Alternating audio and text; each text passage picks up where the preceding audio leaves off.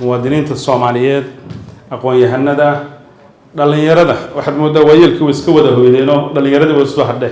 waxaan idinku salaamayaa salaanta islaamka assalaamu calaykum waraxmatullahi wabarakaatuh salaada maqrib baa soo dhow hadalka markaa waynu soo koobaynaa ilaa saaka ayaad ka doodayseen mawduucyada kala duwan ee aadan arrimaha dib u eegista dastuurka hadda dadka Soomaalida waraysato aqoon-yahanadooda kala duwan qof walba dhanka uu ka taagan yahay ayuu wax ka oranayaa waxaan ku soo gaadhay iyadoo la leeyahay sharci yahanada iyo dadka sharciga yaqaana dastuurka halala ogaado anigu laakiin waxaan qabaa aragti taa ka duwan dastuurku more than anything waa arrin siyaasadeed waa arrin dhaqan waa arrin qiyam iyo diin iyo dad waxay aaminsan yihiin la xiriira marka arrimaha la isla meel dhigo buu noqonayaa loona bedelayaa sharci lagu howlgalo waa qaybta ugu fudud marka qaybta sharciga qaybaha uu dhutinayaa waa qaybihii siyaasadeed waxa markaa anigu muddan dastuurka ka soo shaqaynayay muddo dheerna qaybo kala duwan oo dowladnimada ah oo dastuurka saameyn ku leh baan ka soo shaqaynay mar walba waxaan maqlaa oo aad iyo cajab gelisa dastuurku muxuu dhammaan lahayd su-aashaasi aniga ilama habboon in la isweydiiyo waxaa ka habboon dastuurku muxuu u baahan yahay yaa leh dastuurkan yuu sugayaa dastuurku wax madaxweyne iyo wasiiro iyo ragga iyo hablaha markaa mas-uuliyadda haya ay leeyihiin maaha waa wax la rabo in dhammaan qaybaha kala duwan deegaanada kala duwan da-aha kala duwan dadyowga kala duwan ee Soomaaliyeed aragtidooda la isu geegeeyey xisaabta aggregation wax la soo kuma barataan oo halka wasadka dhexe inta la dhigay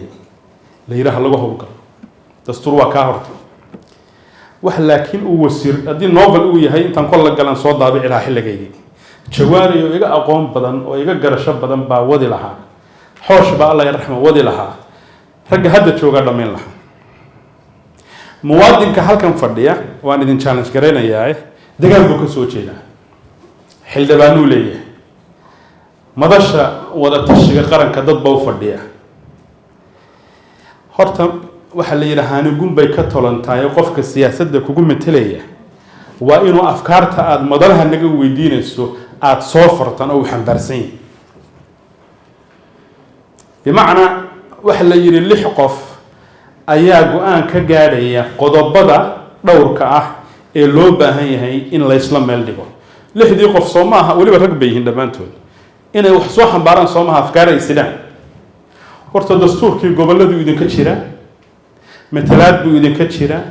madal buu idinka jira gudiyuu jira meelo badan buu jira dadkaasi inay wax mala awaalaan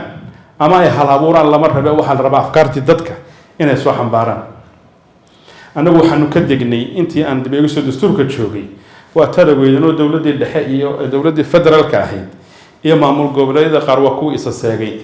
intii aanu ka gaari kareynay dhuusamareeb baanu tagnay baydhabaanu tagnay مسؤولين تقار جوهر بيتجان دتك وانو الله صوفر كلامي دتك وحبنا بكده حجوحية لكن إلا دقيستو بهي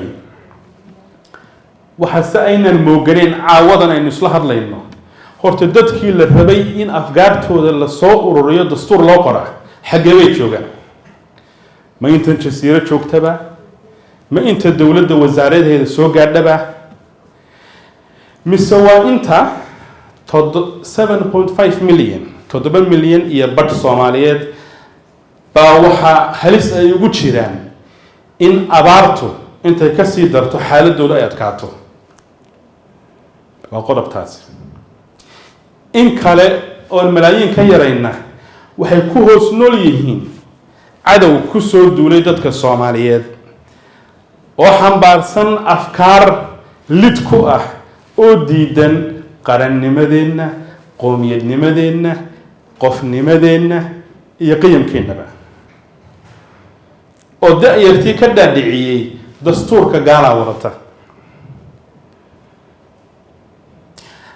dastuurkiina gaalaa wadata bay ku yidhaahdeen hal marna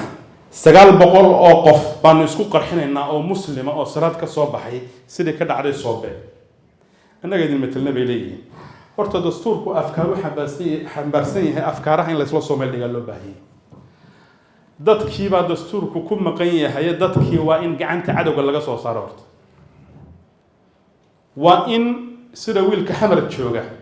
ama garowga jooga ama dhuusama roob jooga uu helayo fursad uu dastuurka wax ka yiraahdo inta deegaanada kala joogtana ay u hesho